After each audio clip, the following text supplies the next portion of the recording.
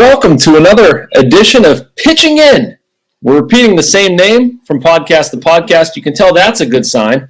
And you know who I am, Michael McKenry on the screen next to me. And thank you for stumbling upon us. We love to talk a little baseball, a little other stuff. Who knows what we'll get into here, but I do know this. The Pirates are in full swing in spring training. There's been all kinds of storylines.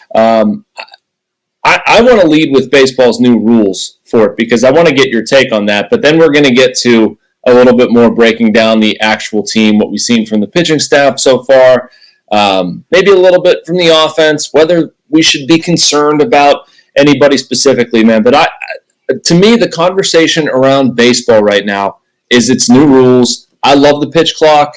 I know some people, before we got on here, I was looking at Chris Sale, and, he's getting pitch clocked. Doesn't seem like Chris Sale was having a great time with the amount of time he had to deliver a pitch. Where do you come down on this stuff? You played Major League Baseball. Do you dig it or not? I'm going to use a Chris Sale example because I saw that one. He's got a young guy back there catching him, right?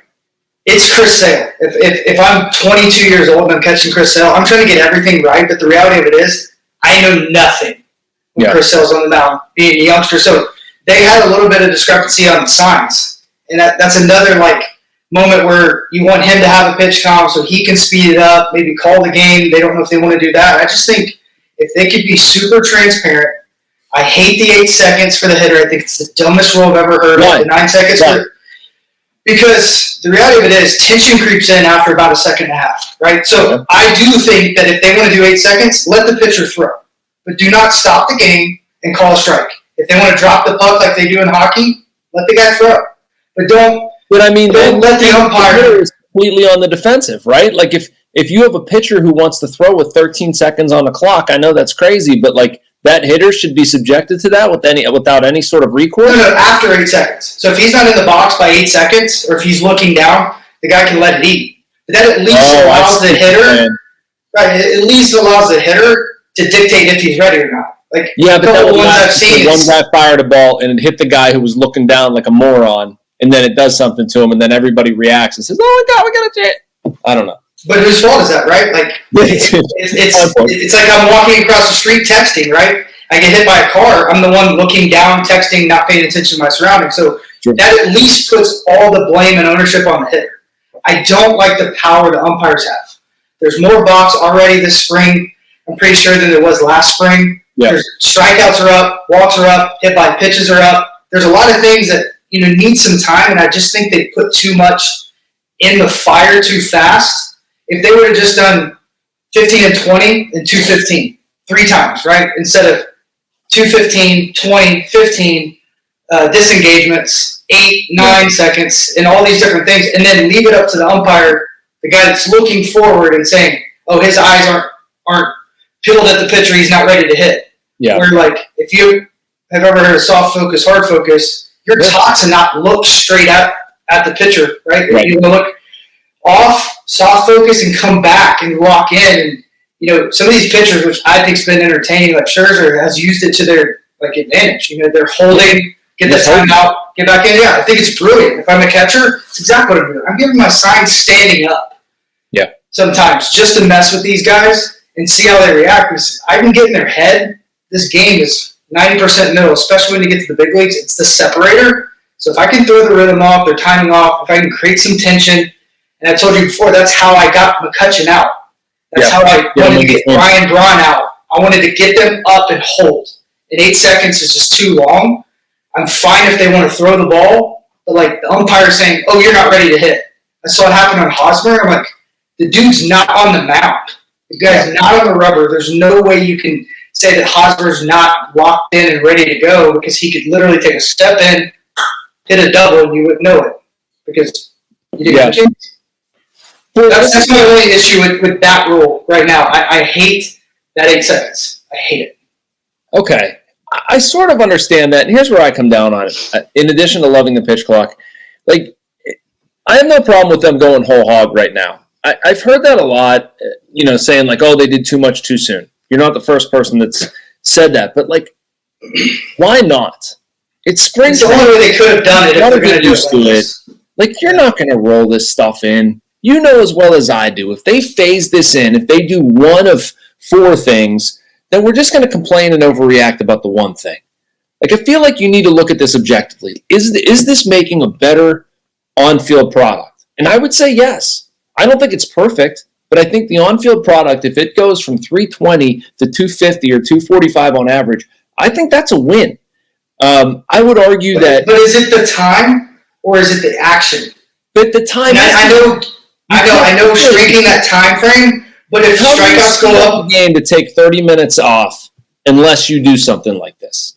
Like, everybody thinks that you're just going to, like, magically say, hey, speed it along, speed it along, speed it along. Like, I just don't see that as a realistic way to slice 30 minutes off of a game. I just don't. I mean, that'll get you, 10 minutes? I don't think that's enough. People will disagree with that opinion. That's my opinion that I have. No, I agree. I think, trying to modernize the game and do some things for new age. But, like, I was talking to my nephew and my cousin who are in their early 20s, mid-20s, and they hate it. And they're not talking about pro ball, they're talking about college. Mm-hmm. And the reason is because it's not explainable. Granted, we're in spring training, and, a lot of the fans are going to have a little bit of leeway. They have a handicap here to really learn what's going on. The broadcasters are doing the best they can. Yeah. But all the hand signals, all the things, it's more or less like I'm fine with almost everything that's happening. But like we've talked about before, if they would have done it a little bit slower, I'm cool with all in, right? Go with the pitch clock, go with the bigger bases, go with the band of the shift, which I do absolutely love. Yeah, I've really enjoyed that because you can really see that athletic ability come out. But doing it all at once and then throwing 4 different times in that mix and then giving all the power back to the umpire that he can roll it over, he can call it sometimes. The pitch clock is almost never started at the same time. Sometimes when they're on the rubber, on the dirt, sometimes when they catch it. And that's the biggest problem. It's like, in the minor leagues after a month, they really figured it out. It wasn't one infraction. It was just, half infraction. Well, we're in spring training. There's not all the different things going on, the pitching changes, all the substitutions, all the running that's going to be happening, which I do enjoy too because that's up. But, man, I just think it's too much all at once, and I hate the umpire having this much power. That's my biggest thing. I don't like flipping at bats. I don't like that thing. You're supposed to get along with the umpires. Didn't you get along? I love the umpires, but, the guy's got a vibrating belt. He's got his PlayStation 2 on his side. He's got a pitch comm. He's talking to people up in the booth. He's talking to all of his boys about how hot the girls are in the stands, which actually happened to me in the minor leagues. Really? It's just, they had hand signals, and they would call out which girls were hot. And how do you have a hand signal for a hot girl? Maybe I don't know. It's like, hey. Who was this? Who did this? The umpires? The umpires. They had hand signals, and they were literally pointing at my wife and her friends. No way. Like, hey, bro. That's our girls. It's like, oh, man, I'm sorry. Well, hey, you're doing good. Wow. Thanks. Dude, you got a lot of strikes after that. Those signs. What's the indicator? What's the hot sign here? He's actually... I'm sure it's like, woo! Like that. I'm telling you. If my wife and start giving her baseball signs, she'll look at me like I'm nuts. Oh, yeah, absolutely. Even more so than usual, I guess. But yeah, so watching it. Now they can actually talk to each other, so there's no telling what they're doing because they're all on IFBs now. Yeah. So now they're whispering sweet nothings to each other. Yeah. It's like you and I do sometimes. Absolutely. No, another thing I was getting to, and I think is important here, there needs to be a line drawn between unsafe and stupid and just something that people need to get over and adjust. Again, I'm in favor of the pitch clock. I'm in favor of speeding it up. There are times where I do feel like it's too fast. And maybe, I know you're not a fan of the other times, but I'll get your take on this. This is based off of what Rich Hill said in Clearwater the other day. He said just 5 more seconds. Just 5 more seconds I think would make a huge difference. And even if you don't go 5 more seconds the whole time, what if they would go to 20 and 25 in innings 7 through 9 or something like that? Give guys a little bit more time. I'd honestly be okay just adding 5 seconds in general. I think if you would go 20 and 25, I still think that would lop enough of the game off, and then you sort of preserve a little bit of the extra time. Because honestly, Chris Sale didn't do anything wrong. He wasn't around putzing. He got the ball back. He was basically ready to throw. trying to work through signs, get what he wants to throw. Like, I mean, that's a guy doing his job. That's not walking around the mound, taking a breath, picking up the rosin bag, like all this stuff that can be cut out. I mean, the dude's just trying to get back on the mound, get the proper pitch to throw to the batter. Like, I can wait 20, 25 seconds for that. I don't need that in 12 or 13. I just worry that, we're doing something that is unsafe or just unsmart in that regard. And I will go to the Justin Turner getting hit in the face. The guy was all over the place, and he never got a chance to regroup. Mm-hmm. And that's the thing is, like, you also have just so many mound visits, and early in the ball game, young guy behind the plate, he's probably not going to run out there and say, hey, bro, you got to calm down. And that's where, like, I'm fine with the timeout. I'm fine with a lot of these things. I think guys will adapt. And I'm with you. Make it 20 seconds straight through and take away the 8 seconds. And I think I'd love it.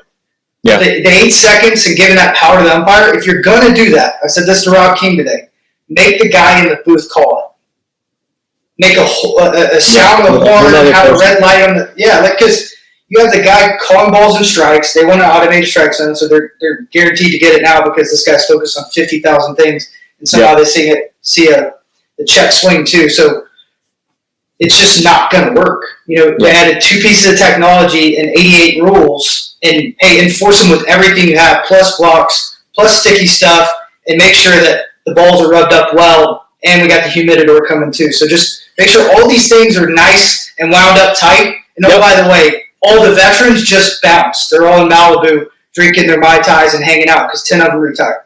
So it's one of those things that, like, it's kind of frustrating to me because it's going to affect a team not making the playoffs, in my opinion. Yeah. And if it's the Pirates, Lord help Major League Baseball. You know what I mean? But we playoffs. Like, we were one game out, and you can look back and, like, remember that time McCutcheon's batting glove broke? They called strike 3 with the bases loaded in the 9th. We lost that game. I will bet my next paycheck and several paychecks that if the pitch clock keeps the Pirates out of the playoffs, we are living in a much more catastrophic environment than where we're going to be worried about baseball rules. That's my take on it. Yeah, and I hope it happens. That'd be great. I just think they needed a little bit more grace, and I see them going all in. Yeah. But like I told you before when we talked, was like, just do it with money at first. Give them 3 months. Give them the first half, whatever. I mean, think about it. All those guys at the World Baseball Classic, which is an incredible amount of dudes, they don't have those rules. They don't exist.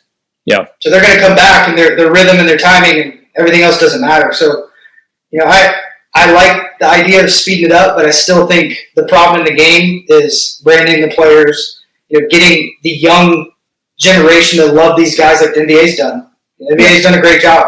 Love it or hate it, they've done an absolutely outstanding job, and that's what they have to do.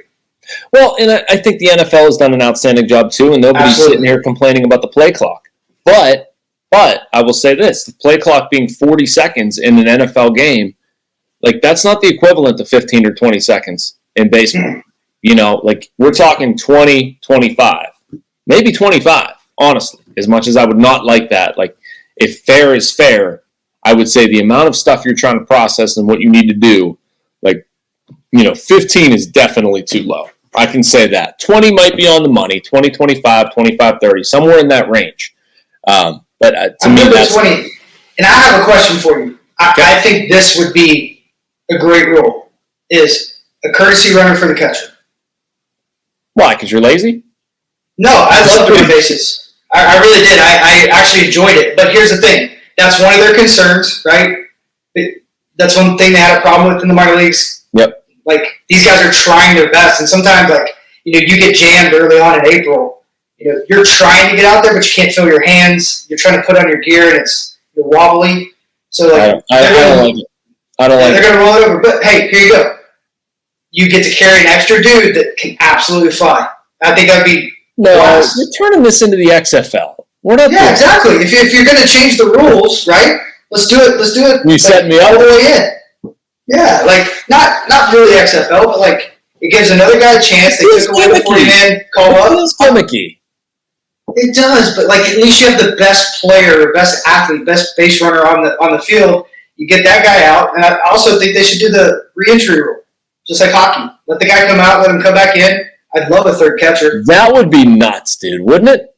If you could re-enter starting pitchers, because a team like the Rays is going to be like, well, guess he's pitching even innings only. They're going to find some study that he goes in, goes out, goes in, goes out. They're just going to line change crap. I don't know. But he'd have to throw to 3 hitters. Yeah, that wouldn't be a problem. I'm just saying, they'd find some weird loophole. They would. Yeah, I mean, it's just like the other day. What was it? The Red Sox played their left fielder in the 4-hole. Mm-hmm. It's like, you're going to see more of that. Yeah, you are. And I think they should have said you have to have 2 infielders on this side, no outfielders on this side. Period. Yeah, that would have been nice. Why don't you just put little footprints in the grass, and that's where the fielders are allowed to stand? It'll be like 5th grade, hockey in gym class or something. Did you do that where you had the little cones set up in your area and you couldn't go outside your area? I don't know, maybe it's just my gym class. You think I was that kid that stayed in the cones? No chance. Yeah, that's true. No chance. Who am I talking about? All right. What do you mean? Those are parking cones, not my I know, right? So here's another one of my beefs about these rules, though. We're 16 minutes into a podcast, and all we've talked about are the bleeping rules. I'm listening to Brownie and Walkie last night in the Tampa game. They're talking about the rules. I don't blame them. They're doing the right thing. They're doing the exact same thing to talk about what is being discussed around the sport. But it's just, I wish the discussion was somewhere else right now. I do. I'm over the rule talk. I want to hear about players. I want to talk about, what Pirates players are doing well, which aren't doing so well, what the roster is going to look like, blah, blah, blah, blah, blah. I'm just tired of talking about rules and clocks and shifts and whatever else. And maybe I'm in the minority. It is a big conversation piece around baseball, and it's that way for a reason. I just think that it's taken some attention away from the on-field product. And I completely agree, and I'm really interested to see what the numbers are like in the attention span to the World Baseball Classic. I think that's going to be really telling because a good product is a good product. There's a reason Joe Rogan can have a 3.5-hour product or 3.5-hour podcast because he does a great job and it keeps it interesting. There's a lot of guys like that. That's not everybody's cup of tea, and I get it. So maybe they do some different things and figure it out. I love that they're trying some stuff. But once again, I hate that they're doing it all at once. But I do think, I really believe this. Rob King brought this up today, because he's getting ready to come down to Florida. And he goes, I feel like they've manufactured this problem. I'm all for it. I want a 2-hour and 30-minute game is what he said. I wish it was 2:20. And he goes, but I think they love the attention it's going to get, especially going into the NBA playoffs and the jail playoffs. And it's so true. If you think about the balls, the scandal with the balls, not talking about someone's actual testicles, I'm actually talking about baseballs. Yep, that's good. Thank you for clarifying. Yeah, you're welcome. I was going to ask you the testicle scandal we were discussing, and then I was going to respectfully ask to not discuss it, but thank you. Yeah, we're just moving straight forward. Got to rub them up well. But the reality of it is I do think they like the attention. I think people are interested in drama. You can turn on the TV for 4 minutes and see about 8 shows that's full of drama, and I think Manfred's kind of playing that out. Yeah, a lot of these things. Yeah, especially when we're talking about sticky balls. Yeah, I mean we're almost 20 minutes in now. We're talking about sticky balls. That was 2 years ago. Okay. Right? All right. So let's leave it behind. We don't need to come up with all the answers for this. We'll come up with all the answers for other things. I do want to ask: have you noticed about the bigger bases? I have. And I've noticed that they look bigger. I don't know if I have any other. Well, it looks like Super Mario, man. Every time I see it, I'm like, man, he's in the big land. I thought this was funny, and this brought some memories back for me. You know Chris Mack on the Fan Morning Show, obviously. Yeah. You've guessed it with them before. He said it looked like mat ball in gym class. Did you guys play mat ball? Yeah, we did. That's so good. Man, I haven't thought about mat ball in years, and you know what? He's right. It's been a long time. He's absolutely right. That was a great call. That's a great call. We were just talking about the presidential fitness test earlier today. Yes. Where'd that go? Did you pass? Of course. I was an adult at 11. Were you really? Yeah, I was this size at 11. It wasn't fair. Did you wasn't fair like this? I did. They called me man-child. Man-child? Yeah, and it just stopped. No, it's like someone turn off the spigot, as they'd say in Pittsburgh. Yeah. There's some doctor out there that I really want to have a conversation with that told me I was going to be 6'3". No way. Happened. Yeah. Wow. His medical license has been revoked, unfortunately. Oh, I hope so. He now works on the Jersey Shore somewhere. All right. All right. So what I want to get into for it is a little bit of roster prediction. But I want to start with the starting rotation because I think this is sort of playing out in an interesting way. We're going to see another guy go, Vince Velasquez, tomorrow. I firmly believe is going to be in the starting rotation. Rich Hill's been really good for this group. I'm not asking it that much in that regard. I think that Mitch Keller's going to be their opening day starter. We'll see. If you add two more, I would imagine it's Rowanzi and JT. We're at 5. Is that what you think they roll into the season with? And, if that's the case, what do you end up doing with Johan Oviedo? But my question now is, if you're sketching out a 5-man rotation, what's that look like? It's going to be a good sign if Oviedo starts the year in the bullpen. And I don't know what their plans are when it comes to protecting him. You see him as a reliever? I don't, but if this is his first year with that full start, right? He pitched half the year in the bullpen in St. Louis. He's shown how good he can be out there. He's been a little bit unpredictable in the spring, but the stuff plays. He's going to be, hopefully, a great starter. I think he's got front rotation stuff, period. Yeah. And I think him and Contreras could maybe kind of go in and out of that role where they're pitching 3 innings, and kind of take that load off of Crow, too. So I don't know. I know it's a conversation they were having last year to try to figure out a way to, lengthen out the bullpen, not wear down the bullpen, and try to find a way that they don't wear down these guys throughout the year. I mean, JT hasn't finished a year yet.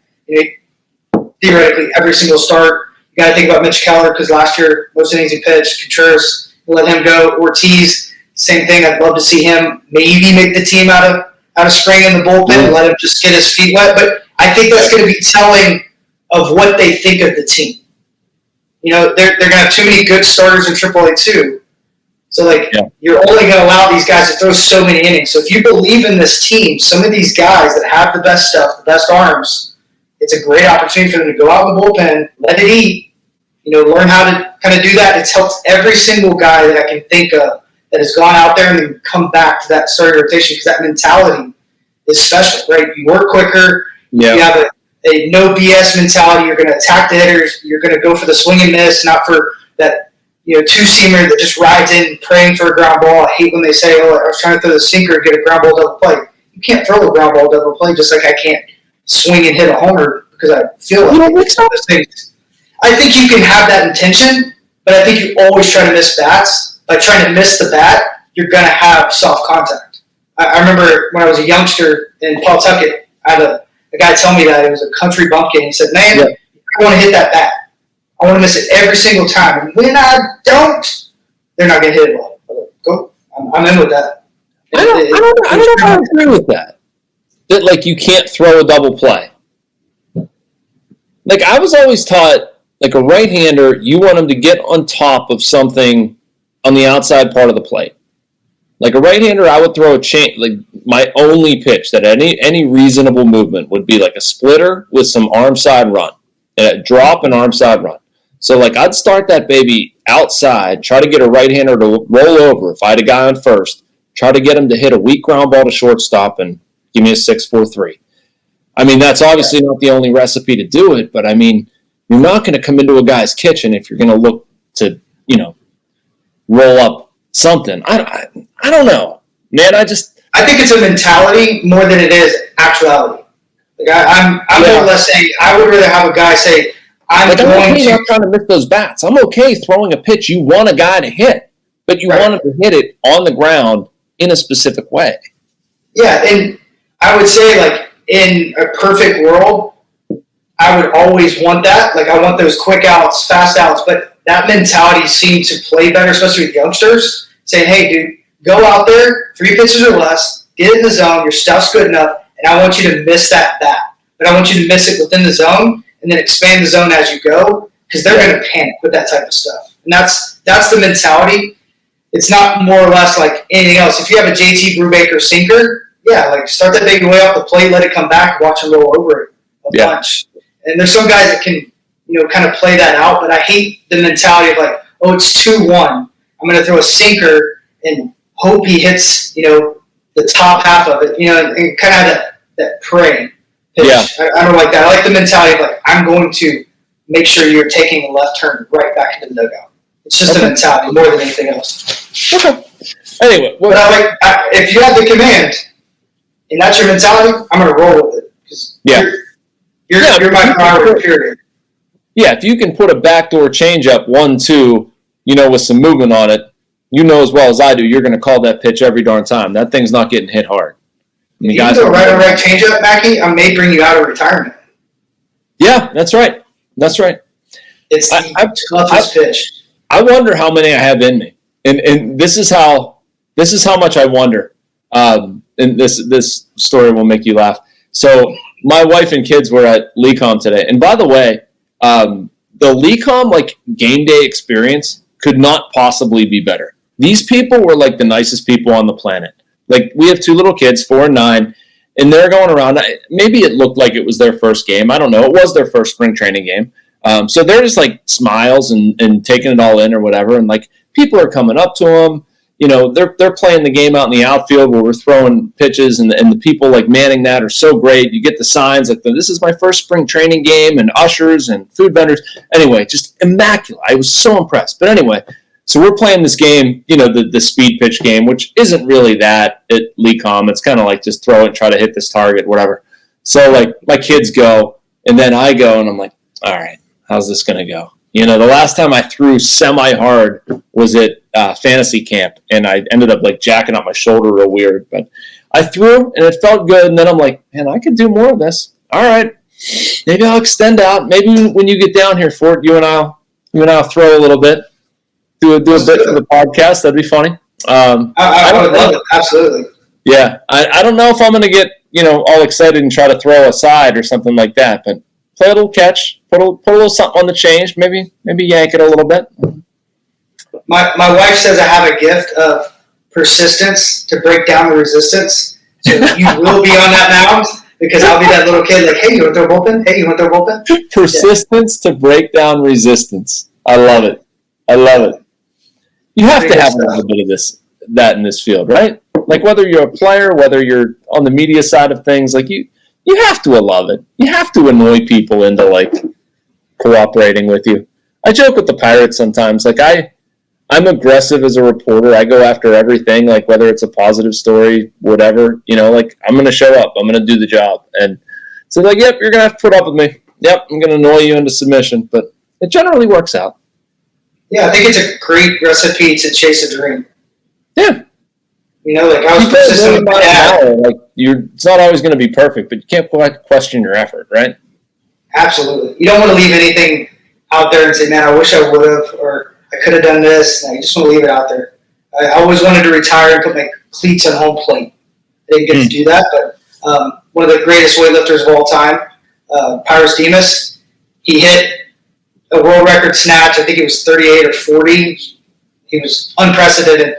And he took his shoes off and left them on the platform and walked away. That was my dream to retire that way. So maybe I'll get into coaching one day and do that.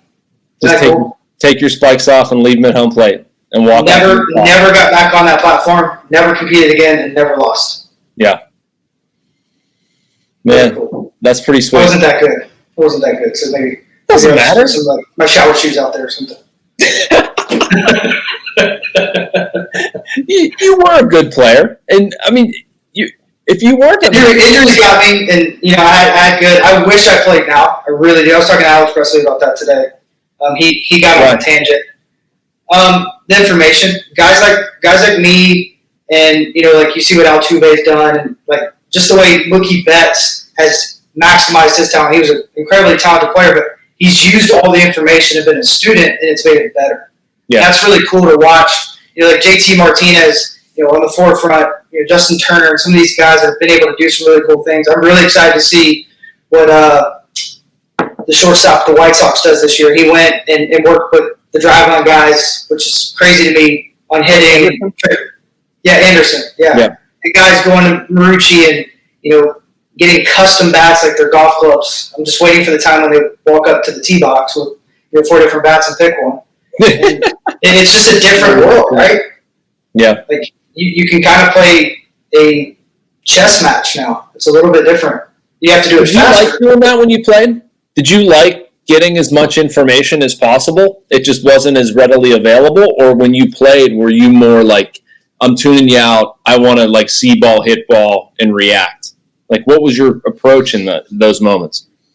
I never got a chance to chase theories, if that makes sense. Like I was, other than 14, I was pretty much fighting to be on the team, no matter what. And I was always in that middle ground where I was getting paid a little too much, and maybe they can replace me with the 4A guy. So you kind of start rotating and you become a playoff head. Yep. Yeah, like we're like Michael Kadire would be like, dude, just clip the inside part of that sinker and hit it the other way. I'm like, Kadire, I know that's what I should do. Right. But I can't do that in the middle of August. Right. I'm going to get 3 at-bats this week and 4 pinch hits. I'm going to see the guys throwing 108 sinking it in on me. I don't know what that's going to help. And if I don't hit, I'm going to lose my job. Yeah, exactly. So I'm gonna dance with what I know here. Yeah, I would love to do, like I told Presley this today, if I could go somewhere and have 150 at bats and test theories, I would 100% run to the field. Like I love the game. I'd love to be on the field. I don't want to get paid for it ever again because I think it ruins the game to a certain extent. And I got my piece of that. I loved it. But like if it was just pure baseball, go out and compete, I'd play till I couldn't play anymore. I got a place for you for it. It's called the Daily News League in McKeesport, Pennsylvania. Let's go. Let's go. You better get that arm tight. I got you some plyobles. I'll bring them down. That was my college summer league, and it was, how do I say this, an experience. It was an experience. It was a metal bat league, and it shouldn't have been a metal bat league. I mean, it was obviously grown men. Is it still metal bat? Please say What's that? Is it still metal bat? It's still metal bat, yeah. Oh, yeah. I'm going to get one of those supercharged bats. No, I'm not pitching to you in that case. I've told you what happened to my knee, right? So I got my knee busted in half in college. This was between my junior and senior year. So I'm pitching. This is like the junior, the Daily News League, college summer league, whatever the heck you want to call it. So I throw one change up. It's low and outside. Dude gets a great piece of it, takes it right back up the middle, blasts it off my knee. Goes from my knee to the fence in front of the dugout on a fly. Line drive. Clips me up in the air. I fall down on my face. Not making this up. Cracked my kneecap in half. Had to have my kneecap put back together with 2 surgeries. So I hate aluminum bats, metal bats, especially. I want to see college go to wood. I want to see anybody go from 18 and above. My opinion, like that should be wood bat territory. I agree, and I think it may be cheaper now, seeing the prices of the bats. I really believe that. Like those surgeries are quite expensive too. If anybody's looking, I paid for one for the first time. Post baseball, tore my ACL in the knee. But when I was like, man, this civilian life sucks. Being an athlete sucks, and I have major league insurance, and I'm like, why is it so much more expensive? I have the same insurance. It's like, oh, it's called your business is paying for it. Oh, okay. Yeah. That works. Dang it. But did you play with the -5s or the -3s? We played with the -3s, but I'm almost positive in this league there were some -5s snuck in. I don't know what I got pinged with, but I mean, there were some bats that were supercharged. Do you remember, like, in college baseball when they had -5s? Oh, yeah. During, like, 38 homers? Yep. Oh, yeah. Yeah. I was coming of age whenever they went from -5 to -3, and I was very happy when it happened. Yeah, it happened after my freshman year in high school. I actually got better with the -3, believe it or not. To me, it's more natural. I've swung -5s now, and I'm like, this doesn't feel right. There's like it feels like halfway between an actual bat and a fungo. Like if you have a kid, that's what -5 would feel like. Yeah, it's really, really true. And just to put a bow on this story, this will make you laugh. So I rehab. I'm doing like twice a day stuff at the training room. I'm like, my knee's finally back, And I go to pitch, first live BP. We're northern, Westminster, 60 miles north of Pittsburgh. So there's snow on the ground. It's crappy. We're throwing in the gym. Got the tunnel down or the net, whatever. I'm throwing it. There was no screen. There couldn't have been a screen now that I think about this. But the very first pitch I threw, the jackwagon lines it back up the middle about an inch to the side of my knee. I just chucked my glove. I'm like, I quit.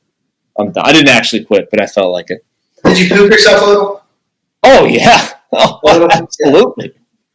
I'll tell you what, Mac, I've been with a lot of guys that they would get the ball back up the middle. And then I wanted to go take it out on locker or hair dryer or something. I wanted to go beat something. I was so mad. How could this fucking happen, man? Come on. I'm just glad I didn't actually hit anything.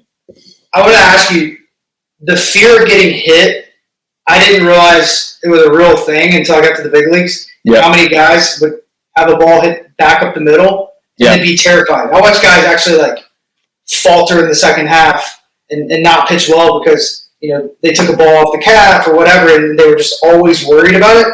Yep. And then I pitched in 2017. And Pedro Alvarez walked up and a couple other guys that had a lot of juice. And I was just praying they pulled the ball. Yeah. Right? Because I'm a catcher. I throw good BP. And I gave up 2 grand slams. I mean, I was really good at giving up homers. But I was terrified at it coming at my face. I really was. Yeah. There's nowhere to go. Yeah. So kudos to you to get back up there. Yeah. I mean, I put it out of my mind. I refused to think about it. I refused to process it. The only thing I allowed myself to do is for a while I felt better pitching with a knee brace. There was something about my landing that occasionally, I'd land a certain way and it would tweak it. And I'd get this sensation running down my leg. And I mean, nothing was wrong. I didn't re-injure myself. It just didn't feel right. And the knee brace I felt prevented that. But that was it. I honestly can't remember thinking about it a ton.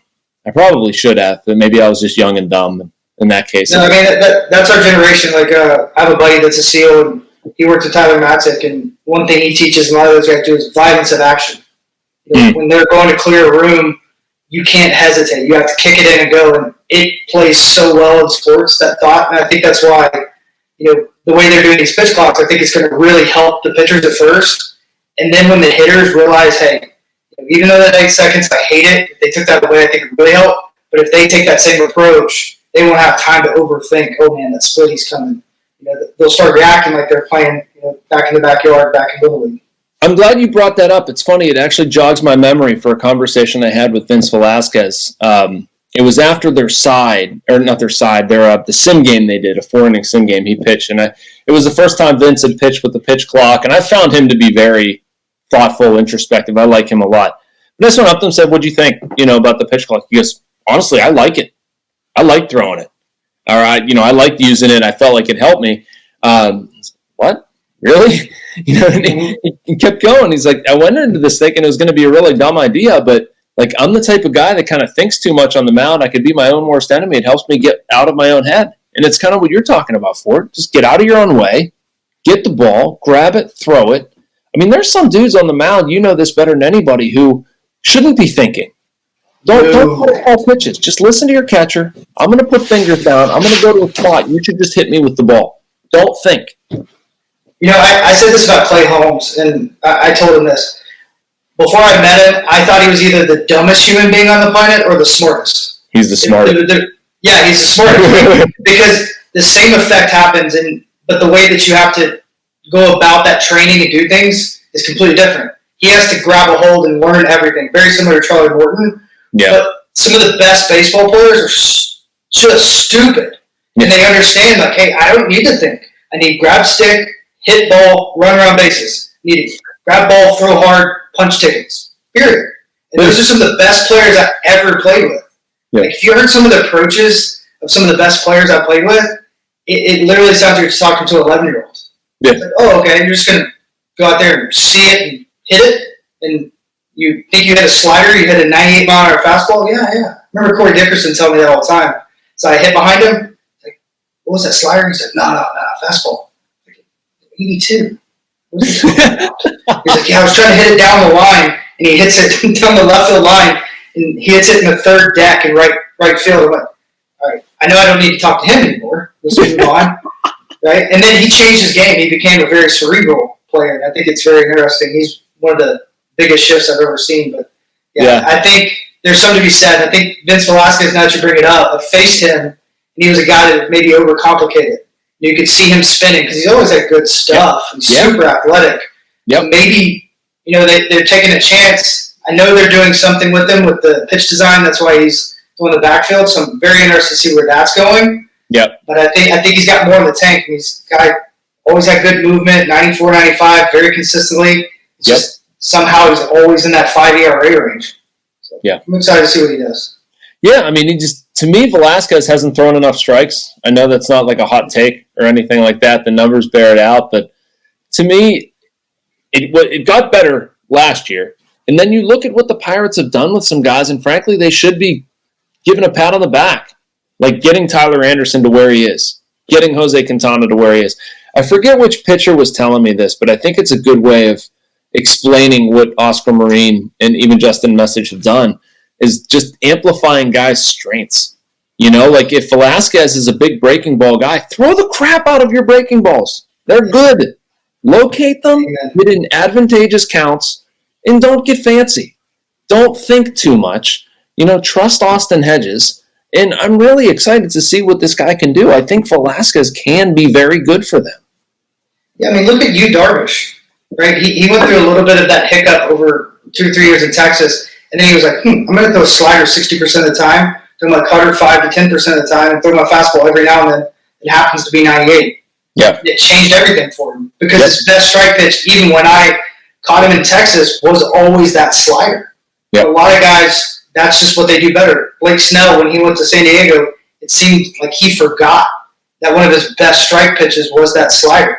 It has no horizontal movement when it's good. It just drops. You literally can't see it. It's like a gyro spin. It just drops. So guys don't hit it, but it stays in the zone. Yeah. And, Contreras seems to be a lot like that right now. It's like his sliders is better strike pitch, but he's trying to throw the breaking ball over for the strike, and I hate that. It's like, understand, and I think that's where Hedge is really going to play well with these younger guys. Is like, hey, now it's time to compete, right? This is your best strike pitch. We're going to go with it. Like, I've watched a lot of guys resurrect their career. Daniel Bard being a great example. Tyler Matzik. When guys get the yips, they get a better feel for some of those off-speed pitches.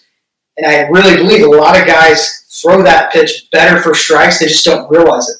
Yeah.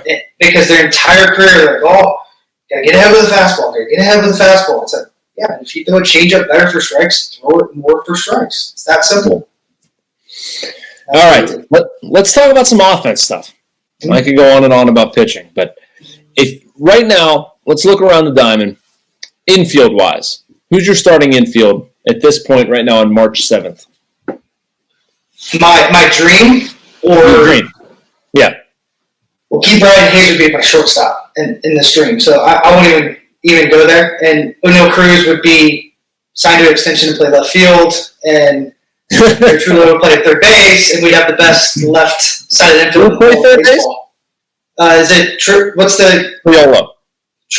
I always get it wrong, but yeah, then I'd give him the shot, or I'd play G1 Bay or somebody over there, because Brian Hayes would be the best shortstop in baseball, the best left fielder playing the best. Maybe the most athletic guy in all of baseball will be playing the biggest left field in baseball. Wow. Probably put up stupid numbers. Yeah, but only, why would you do it if you're him?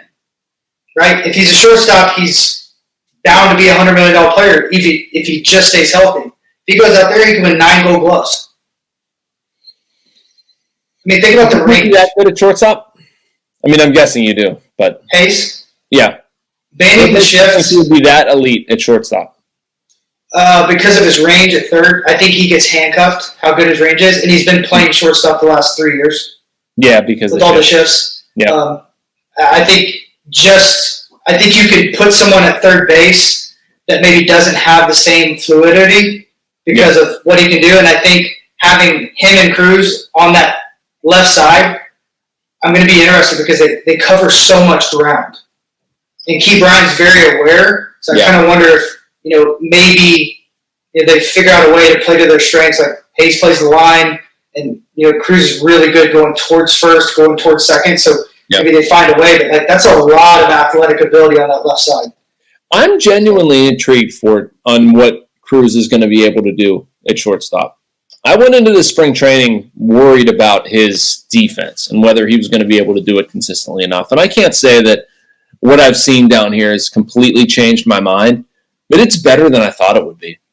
I think he's great there. Like, don't get me wrong, Mackie. Like, I would love to see the super freak at shortstop forever. And if I'm fighting for like the outfield. Yeah, and I get it. I'm just saying, if you're trying to win a ball club, like win. Yeah, you're trying to put a winning club together. Sure. Yeah, you got to pay him a lot of money and tell him what you're doing, and say like, we're not going to take money away. But like, if he's a shortstop, it's a different world. Yeah. Right. And that's the kind of way I look at it. And Key Brian Hayes is an automatic Gold Glover if he goes shortstop. Automatic. Yeah. Like nobody's going to compete with him. His numbers would be just absolutely unprecedented. So like that's why I think about it, and I've seen that kid from AA play, and man, his glove is off the charts too. It's just like he's a Hoover vacuum. So like you literally probably have the best left side. They're all young. No, Trullo, what's his name? Oh, Triolo, yeah. Oh, the yep. Yeah, I mean, so that's kind of a dream scenario, but it also gets Bay in the lineup, kind of does some things different. Okay. But that's a dream. But yeah, I put Sawinski in left, I keep Riddles in center, put Kutch in right. Santana's going to be my everyday first baseman. I'd probably actually trade Choo-Choo. Yeah. Is my thought. The reason being is I don't understand what they're doing there. I don't. I don't either. I think they just got good players, and want to see how it pans out. I mean, they need a left-handed arm now, so maybe I think like that plays out. They weren't going to get Carlos Santana, and so they went out and got G-Man Choi, and then they turned around and said, "We got Carlos Santana. Guess we better figure this out." I think you're right. I think that's a really good call. It's exactly probably what happened. And I don't think they thought they were going to get Connor Joe either, and they just kind of swooped him away. Yeah. I mean, I get the Connor Joe thing because Kutch was so out of the blue. And Connor Joe, if you don't get Kutch, Connor Joe makes perfect sense. Like, he's what they look for. He's stability out there. And then you say, okay, well, if Cal Mitchell, Cannon Smith, and Jigba, Jack, Swaggerty, all of the above, they get hot in AAA, like, I can bump Connor Joe, likely bump Connor Joe, and, not feel terrible about it. Yeah, and he's had success off the bench. Like, I think there's something to be said about that. Like, you can be a fit, and I'm okay with it. Yeah, like you're not giving crappy at-bats to the young guys who are trying to, build up and not tear down their confidence. Like, that's the worst. I remember when Meadows, started out so good in 18, and then he sat, and I said, Kinger, he's going to sit himself into a slump or sit himself into a mind jam. And sure enough, he did. Because, like, you're going good, and it doesn't matter what they tell you. You think you're doing something wrong not to play, because your entire life, when you played better than the other guy, you played. Yeah. So you get to the big leagues, right? Because somebody comes back, he has more, tenure or whatever it is, and boom, he's right back out on the field. So I've seen it so many times, and that's what you don't want to happen. You saw some of that last year, not much because there's so much turnover, but yeah, I think Sawinski and left makes sense to me. I'd love to hear your opinion on that because I like the best outfielder at PNC to be in left field, and he's our best outfielder right now, especially when it comes to analytically. I think Reynolds is going to go up because he's going to have actual outfielders consistently this year. Yeah. I'm curious what they're doing with Reynolds and left, and I don't know how I feel about it, but here's the directions that my brain goes. Like, are they increasing Reynolds' trade value by trying him in left? They might be. I think he's decreasing his value. That's what I don't understand. Yeah, by being in center, he's a top 5 center fielder in all baseball. Right? No, and that's They did it on MLB and said he was top 4. Well, total package, or are we talking total package, not defensively. Okay. All right. Yeah. I thought we were talking strictly defense, because strictly defense, he's not a great defensive center fielder. But he was the year before, and you kind of wonder, is the experiments of all the different outfielders, because there was a lot of weird mishaps, and I've never seen him kind of do that, like on some balls, and you kind of wonder, okay, with Kutch out there, with Sawinski out there consistently, he has 2 guys that are going to give him the reins. And Sawinski's going to be able to cover a side going towards that wall, and that leaves the gaps, which I think he does a very good job of filling, especially that gap towards the notch. And Kutch is going to be really good if he can play in my opinion. So him in right field may be one of his best defensive years because he can play in. I don't think he likes coming in on balls. Yeah. I think he's always been really good at going back, and his gap-to-gap ability is off the charts. So, I think that's going to be a really good outfield and maybe be playing right into all their hands. I'm excited to see that. Why do you think they went with Sawinski in center? But, I was looking at Sawinski, and to me, he tracks as a better right fielder and McCutchen a better left fielder because how he can still run. Why do you think they didn't go with that? So I think Kutch and right makes more sense now just because of the dimensions at PNC. I'm thinking of 82 games. Because there's less real estate?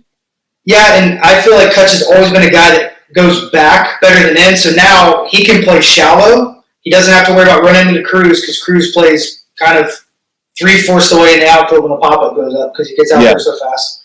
So, he can play in, and everything over his head is pretty much going to be off that fence. And that leaves Brian Reynolds, who likes playing deep, deep alley back and forth. And I think Sawinski is probably Tom Amansky's pet.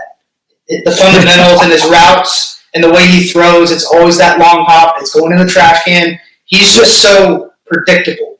And he's more predictable than both those guys. So I like him in left because Marte, in my opinion, when he moved to center, they devalued him.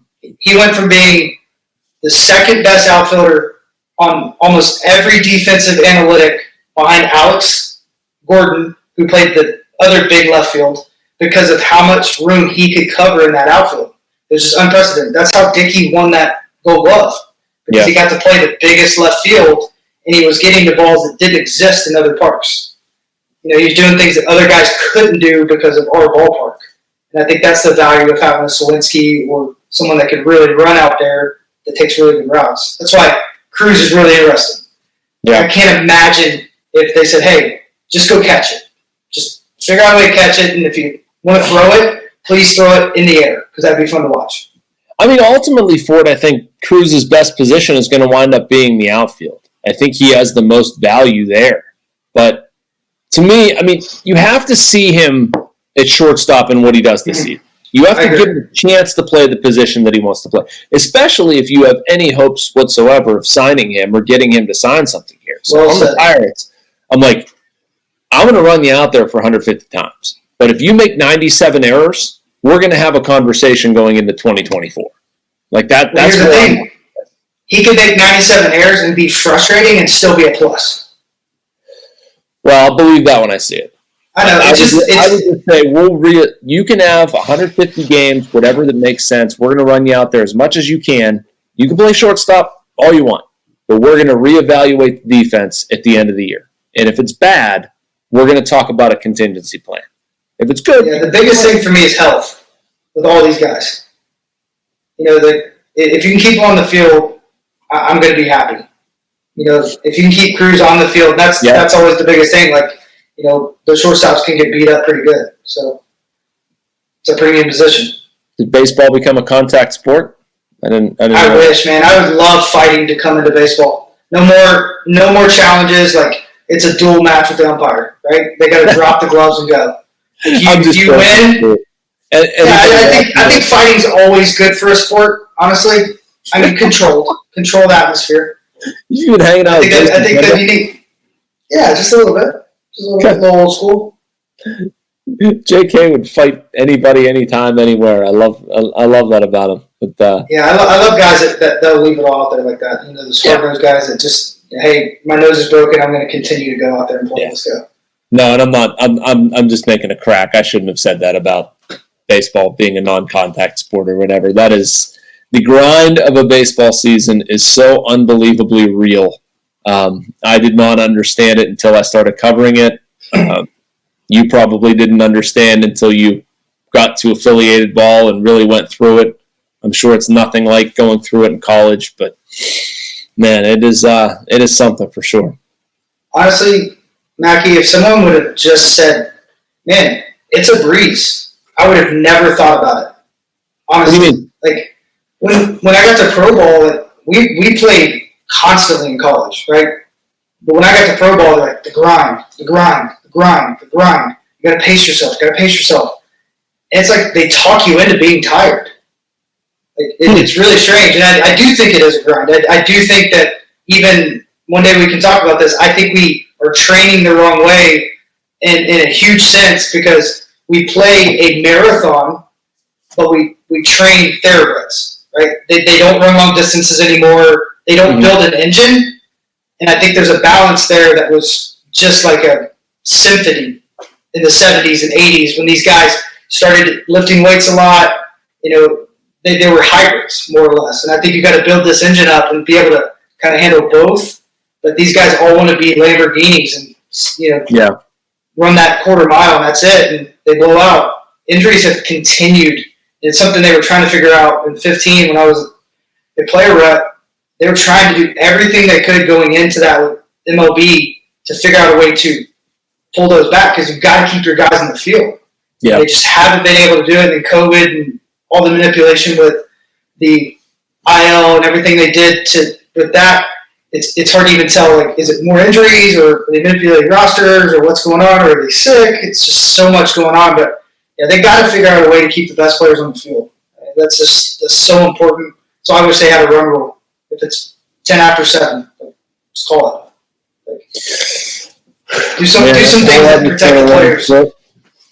Yeah, I mean, if you're going to go all in and you want to do more, go all in. We have a ghost runner, so, I mean, why not?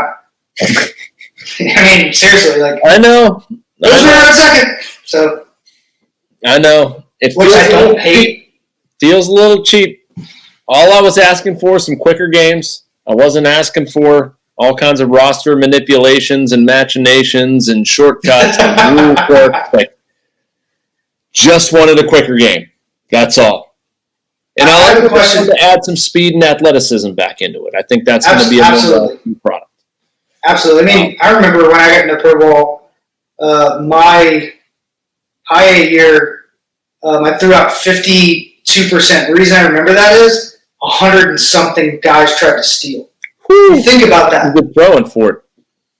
Yeah, I led the minor leagues in throwing that year, but Santana won the defensive catcher of the year, not me. I was very upset about it.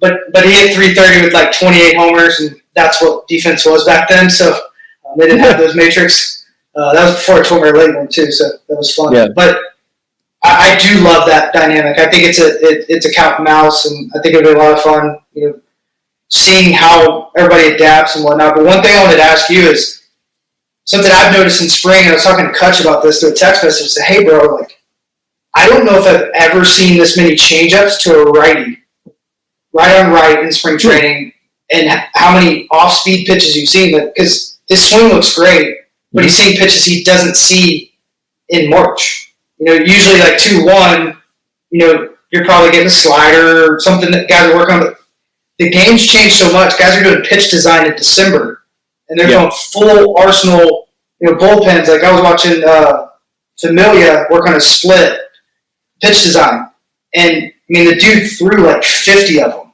Yeah, and it was like December like 30th, and that's completely different than it used to be. They used to be like, oh, don't throw until January. Off the mound, we want bring you in. These guys are throwing a ton, so they're way ahead.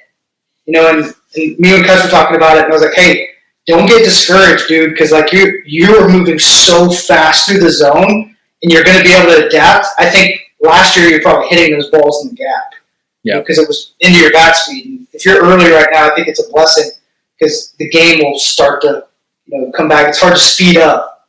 It's always easier to slow down. So, yeah, we were talking about that because I haven't seen that. I mean, right out of the gate, first at bat of spring, it was heater in, awesome changeup, curveball that just for show, and then another changeup. I'm like, oh. I want to maybe I'll close with this because we should get done here. But it was relative to Kutch. This is the very first or the earliest such email I've ever gotten, and I won't say the gentleman's name, but it says, when should we start to worry about Kutch batting 0 and Reynolds only having 1 hit so far? The Pirate offense is abysmal. Welcome to my world. And I responded, dear, so-and-so, thank you for reading and taking the time to send an email. I don't know when that time is, but it's not on March 6th. So I agree that things are certainly different. I was actually talking to Brubaker about this a couple days ago about going to tread and how, like, there just aren't – there's really no off season anymore. These guys have different – their lives are like seasons. He's got the winter months and the spring months and the summer months, and they all require different – pushes or tactical things, or we're emphasizing this, we're not emphasizing this, we don't want to throw too much, we want to throw a few times to really emphasize this body movement. And to me, that's what we're seeing and sort of what correlates with what you exchange texts with about McCutchen. Like, this isn't your typical March. This is, maybe April or May in previous years, but like, it still don't count. Still spring training. Guys are still working on stuff. I'm still not going to worry about it. Like, if Kutch's bat is moving fast through the zone, if guys are making good swing decisions, like, I don't care what the pitchers are working on. Those results over time are going to be okay. And I'll tell you something. When you had a good spring, you did not feel good about where that was going. Yeah. You get worried. It's like throwing the bullpen. Like, anytime I would warm up and have great stuff, I would get scared to death. I'm like, I'm going to go into the game, and it's all going to be gone. And if I warmed up like that, I'd be like, all right, something's going to flip. I'll feel it okay when I get out there. Yeah, you're trying to execute something. Obviously, in the minor leagues, it's a little bit different, and when you're coming off the bench, it's a little bit different. But, like, you can't look into it too much, right? I mean, even on the minor league side, these guys coming in late in the games, they're not going to do that. They have nothing to lose right now, right? So they're going in there and good, bad, or ugly. I remember there were spring training heroes every year. It seemed like it was like similar guys. And usually it's because early on they're throwing heaters and these guys dead red, and then all of a sudden the changeup exists again. And right? It's just a different world. So, like, I think it's just a balance and an understanding of, what you need. And guys like Kutch and Reynolds, if they get no hits. I remember the year Kadire won the batting title, he didn't get a hit in spring training. Right? Morneau got 3 hits the year he got the batting title. I was fortunate enough to be teammates with both years, and I was like, they looked like they didn't know how to play to I didn't miss anything, but they knew what they were doing. It was spring training 15 for both of them. So I think that's something to look at. And there's a question that brings up, we got to answer one more question, and I'm going to bring it to you. Is a guy reached out to me and talked about, with all the swing and miss, does the 2-strike approach, even exist anymore? Is it going to be more relevant with the bending of the shift and different stuff? This is a fantasy camper, a really nice guy that, we had some really good baseball talks. He's tough on the Pirates, and I want to hear your thought on this because I hated striking out. I struck out way too much, but I took pride in trying to put the ball in play because I always believed if I can make them make a throw, if they have to catch it and they have to throw it across that diamond, good things are going to happen. Possibly, or at least I'm making something happen outside. The pitcher get off the mound, get out of rhythm, foul a couple pitches, whatever have you, to maybe help the guy behind you. Obviously, that doesn't get you paid, but it is something to be said when you're trying to win ball clubs. And I heard Judge say this today. He said, they asked, what do you work on after the historical season? He goes, situational hitting and being better with 2 strikes in big situations. And I was like, well, hello. Right? Well, hello. Right? I was like, that's a perfect answer. What do you work on when you hit 62 homers and you break a record and do what you do and you're really not human? You're like Paul Bunyan. You say, I'm going to work on situational hitting. You started drooling and smiling at him, and you winked a few times, and your wife got every coach over 57 literally started cold sweating and panting like a little dog, like they're about to get a treat. Like everyone goes, yeah, old school's back. That's right. It's true. At some point, we should list the top 5 old school baseball coaching cliches. And I feel like that's one of them. Good 2-strike approach. Elbow up. Yeah, elbow. You shorten up with 2 strikes. Put the ball in play. A curveball's going to break your arm. No, it doesn't exist. Nobody needs me to tell them that. It's like the stigma attached with striking out. It's gone. It's gone. People aren't embarrassed. I'll let you answer this question. Why? Why? Because it's such a part of the game. It's omnipresent. Right. Visual outcomes. Like, it's not weird. It used to be weird. It used to be a sign of, like, if I don't know what the equivalent would be of, like, walking into a grocery store, but if, like, I did something really stupid and then 6 months go by and everybody in that same grocery store also does something stupid, I'm going to care less about doing something stupid. I'm just going to do it because everybody else is doing it. That's what it is. It's not something stupid. It's just like we've become numb to it, and that's where the sport is. And I do give Major League Baseball credit for trying to, like, say, no, this isn't good. This isn't an entertaining product, so we're going to go do other things and, try to fix that. Like, no, they didn't directly affect how many balls are being put in play. I think some indirect things are going to have an impact there, but it's at a point right now where it's not embarrassing enough to strike out, and it should be. So, have you ever met Benjamin? He's on a $100 bill. If they made him speak, I'm telling you right now, the game would change. And what I mean is, we are in an old system with free agency and arbitration and everything else. And this, you may love this, and I'd love to see what you come up with some research and have this conversation is, make the value of moving a guy over, bunting a guy, like all those old school things, striking out, batting average, and things. If you've got a way to quantify that in a positive way and pay for it, you change the game. Yep. If you're paying that, like if they could figure out how to pay for a clubhouse guy, right? Yep. That's why Hedges is getting $5 million. Like, yes, he's good defensively, but 5 years ago, he's fighting for a job. Same guy, right? Yep. But the analytics and everything else has shown value there, and he's a different bird. And I think if they did that and they showed the money side and they said, hey, Joey Gallo, you're hitting 199, hitting 38 homers, striking out 280 times, and OPS 800, great. Like, that's a winning player. Like, that's a guy you want on your team. Everybody wants him on his team, and that's why I got $11 million because they're hoping he can hit 180 and hit 35 homers and walk 180 times, strike out 280 times because it's a win. But if they shifted the way these guys got paid, you'd see that guy. The guy can bunt. I've seen him bunt. When he's fast, he would be bunting his brains out, taking hit after hit because he doesn't want to strike out. He's super competitive. I've seen him break helmets, bats, everything else when he used to strike out in AAA. He doesn't want to, but that's what they're paying him to do. Hey, go play great defense, walk a ton, swing 3 times a game, but make sure there's 3 strikeouts and a homer, and we're happy. Or 1 strikeout and 3 walks, and we're solid. I think that's where you have to change it, and I'll let you sleep on that because that's where the game will shift. But I do think watching Soto, battle and go out and spread out and have a really good at bat, and 7 pitches in, you're like, man, this is awesome. This is old school battle right here. I love it. Yeah. And sleep I will, Fort. Rest assured, I will sleep well tonight, my friend. These spring training days, they are long, and the sun comes up early, and I get up with it. I turn into senior citizen hours down here. So, well, on Tuesday of next week when I show up, I'll be the rookie. You got to walk me in. You got to tell me what time to be there. I'll walk in with you. Okay. I'll carry your bag in. Yeah, that's right. Like also, like, hey, I got it for you, vet. No problem. Yeah. There we go. I love it. Yeah, what time do you get there every day? Probably about 7:30, 8 o'clock. 7:30, 8 o'clock, and then what time do you head out? 4:35.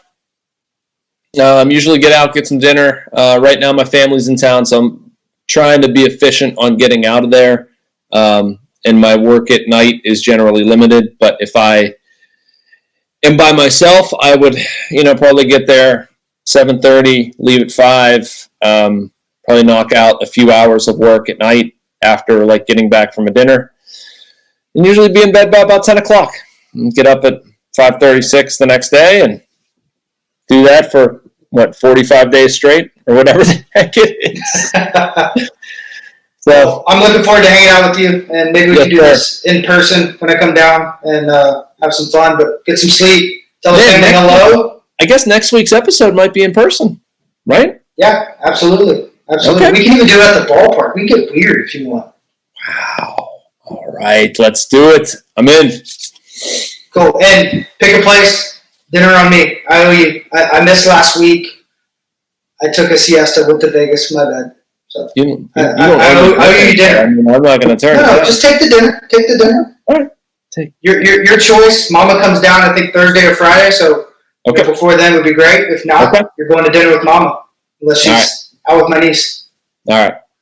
All right, brother. Do well, my man. And for anybody listening, we say this every week. We've got a few things in the hopper that now that Fort's back from Vegas, we need to make time and attack some sponsorship discussions to have with people. I think we're going to be rolling that out fairly soon, but any ideas, people that want to contribute, you can get after us pretty easily at jmackeypg on Twitter, jmackey at post-gazette.com via email, answering everything all the time from you guys. Have loved the feedback so far that we've gotten on social media via email and all that stuff. Really, really appreciate you listening.